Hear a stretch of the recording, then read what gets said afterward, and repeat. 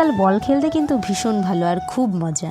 তোমাদেরকে আগের ভিডিওয়ে শেয়ার করেছি মিউজিক্যাল চেয়ার, এটা হচ্ছে মিউজিক্যাল বল। সত্যি এত স্পিডে মানে বল দেওয়া দিয়ে হচ্ছিল, তো খুব ভালো লাগছিল আর সবাই বলছে খুব মজা হয়েছে। আরে বাদ হয়েছে তো কী হয়েছে, বোনরা বলছিল বাদ হয়েছে তো কী হয়েছে, খেলতে কিন্তু বেশ মজাই লেগেছে। আর সব আনন্দ করে নাচ করে করে কিন্তু খেলা করছিল। এই সামনে দেখছো কালো জ্যাকেট পরে, আমরা ওটাকে ছোটো কাকা বলি, ও তো নাচ করছে আর বল দিচ্ছে, খুব ভীষণ ভালো লাগছিলো, আনন্দ হচ্ছিলো, একে একে বাদও হয়ে যাচ্ছিলো।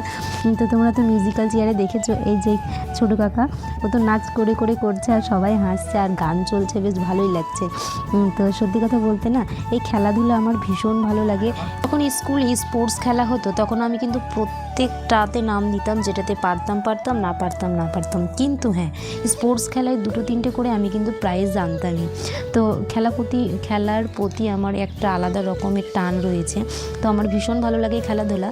তো যখনই কোনো খেলা হয় না কেন, বোনদেরকে বলি তোদের স্কুলে খেলা হচ্ছে কেন নাম দিচ্ছিস না। তো আমার এই খেলাধুলাগুলো কিন্তু ভীষণ ভালো লাগে, আমি ভালোবেসে কিন্তু খেলি। তো দেখো মিউজিক্যাল বল খেলতে খেলতে কতজন ছিল, সেখানে অনেকজন বাদ হয়ে গেল, তারপরে আমরা 3জন রয়েছি।